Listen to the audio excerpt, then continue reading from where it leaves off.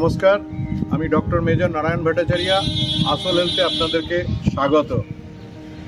আজকে আমি আপনাদের কাছে খুব কমন একটা টপিক, আজকের দিনে, যেটা আগে এত কমন ছিল না, কিন্তু আজকের দিনে খুব কমন একটা টপিক নিয়ে আলোচনা করব, যেটা আমাদের জীবনে খুব ইম্পর্ট্যান্ট ফ্যাক্টর বলে মনে হয়েছে আজকের দিনে।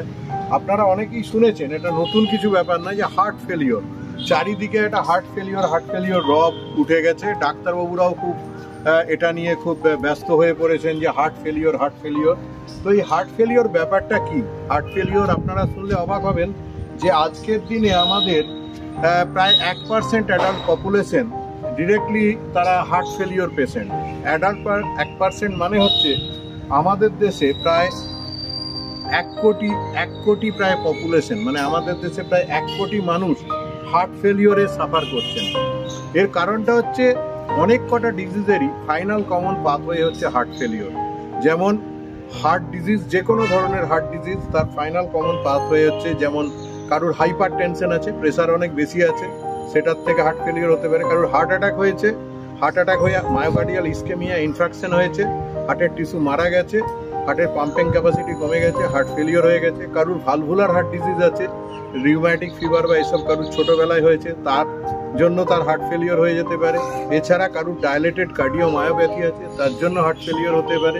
কারোর যদি ভাইরাস ইনফেকশন, যেমন করোনা ইনফেকশন আজকের দিনে হয়েছে রিসেন্টলি, যেটা, তার থেকে ভাইরাল কার্ডিওমায়োপ্যাথি হয়ে হার্ট ফেলিওর হতে পারে। ব্যাকটেরিয়াল কার্ডিওমায়োপ্যাথি হতে পারে, হার্ট ফেলিওর হতে পারে। এছাড়া ডায়াবেটিস হচ্ছে খুব কমন একটা প্রবলেম, যার জন্য ডায়াবেটিক কার্ডিওমায়োপ্যাথি হয়ে হার্ট ফেলিওর হতে পারে। আর হচ্ছে রেনাল ফেলিওর, এসবের জন্য হার্ট ফেলিওর হতে পারে। সো হার্ট ফেলিওর অনেক কিছুরই ফাইনাল কমন পাথওয়ে হিসেবে কাজ করে।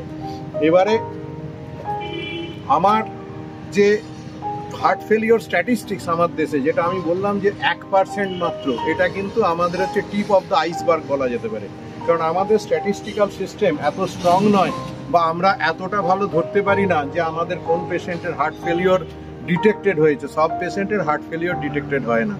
হার্ট ফেলিওরের বেশ কিছু সিমটম আছে, যেগুলো যখন খুব বেশি কারুর বাড়াবাড়ি হয়, বা হয়তো একজন পেশেন্ট শহরে আছে বা কোনো ডায়াগনস্টিক সেন্টারে গেছে, হঠাৎ তার অন্য একটা দেখা গেল তার শ্বাসকষ্ট হচ্ছে, সবাই ভেবেছিল লাংসের প্রবলেম হয়েছে, দেখা গেল না, তার হার্ট ফেলিওর হয়ে গেছে। কোনো পেশেন্টের অনেক দিন ধরে লং স্ট্যান্ডিং ডায়াবেটিস আছে, তারপর তার হয়তো কোনো সিমটম শুরু হয়েছে, আমি সিমটম আগের ভিডিওতে বলেছি, ওই জন্য আমি ডিটেলসে যাচ্ছি না। তারপর দেখা গেল তার হার্ট ফেলিওর স্টার্ট হয়ে গেছে। তো এই যে ব্যাপারটা, এই হার্ট ফেলিওর যদি আমরা একটু বুঝতে পারি, তাহলে সিমটম আর্লি যদি ডিটেক্ট করতে পারি, তাহলে পেশেন্টকে আমরা আর্লি ট্রিটমেন্টের কথা ভাবতে পারবো, বা তাকে প্রোটেক্ট করতে পারবো। কারণ হচ্ছে হার্ট ফেলিওরের মর্টালিটি রেট, মানে মানুষ মারা যায় হার্ট ফেলিওরে, সবচেয়ে বেশি, পৃথিবীতে সবচেয়ে বেশি মর্টালিটি রেট হচ্ছে এই হার্ট ফেলিওরের। এবং আর একটা প্রবলেম হচ্ছে, হার্ট ফেলিওর পেশেন্টদের খরচ খরচা অনেক বেশি, বারবার তারা হসপিটালে ভর্তি হয়। একজন হার্ট ফেলিওর পেশেন্ট হসপিটাল ইমার্জেন্সির থেকে বেরিয়েছে, তারপরেই হসপিটালে আবার গিয়ে ভর্তি হন, এরকম পেশেন্টের সংখ্যা প্রায় 20 থেকে 25%, মানে 1/4, 4 জনের মধ্যে একজন পেশেন্ট ধরে নিন যে 1 থেকে 3 মাসের মধ্যে আবার হসপিটালে গিয়ে ভর্তি হয়ে যাবে। এবং 50% পেশেন্ট 1 বছরের মধ্যে তার 2বার বা 3বার হসপিটাল অ্যাডমিশন হয়। এবং হসপিটাল অ্যাডমিশন হলে এই পেশেন্ট অনলি আইসিইউ অ্যাডমিশন হবে, এবং খরচ খরচা অনেক বেশি হয়ে যায়। সেই জন্য হার্ট ফেলিওর পেশেন্টদেরকে যদি আমরা বুঝতে পারি এবং বাড়িতে ট্রিট করতে পারি, তাহলে অনেক বেশি ভালো হয়। সেই জন্য আজকের দিনে আমাদের ক্ষেত্রে ডিজিটাল হার্ট ফেলিওর ক্লিনিক আসছে, যেটা বম্বেতে অলরেডি ফার্স্ট হয়েছিল। কলকাতার heart failure clinic, digital heart failure clinic আমরা শুরু করেছি। আপনারা পাবেন আসল হেলথ হার্ট কেয়ার ক্লিনিক বলে, AHCC বলে, আসল হেলথ AHCC, আসল হেলথ হার্ট কেয়ার ক্লিনিক। আপনারা চাইলে যোগাযোগ করতে পারেন। এবং যে সিমটম আমি আগের ভিডিওতে বলেছি, এগুলো যদি কোনোটা আপনাদের মনে হয়, তাহলে আপনারা ইমিডিয়েট কেয়ারফুল হবেন।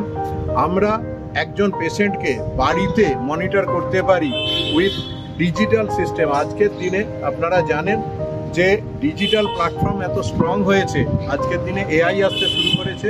সুতরাং আপনার বাড়িতে আপনার এই হার্টের যে মনিটরিং, আপনার পালস কত আছে, আপনার ব্লাড প্রেশার কত আছে, আপনার ব্লাডের স্যাচুরেশন কত আছে, আপনার ইসিজিটা কীরকম আসছে, আপনার চাইলে হার্টের পাম্পিংও আমরা চেক করতে পারি। হ্যাঁ, এছাড়া হচ্ছে আপনার সুগার কত আছে, এগুলো সমস্তটা আমরা মনিটর করতে পারি। এবং যদি এই মনিটরিংগুলোর থেকে আমরা আর্লি ডিটেক্ট করতে পারি যে এই পেশেন্ট হার্ট ফেলিওরে যাচ্ছে কিনা, কারণ পেশেন্ট যদি একবার হার্ট ফেলিওরে যায়, এটাকে আমরা বলি acute decompensation of heart failure.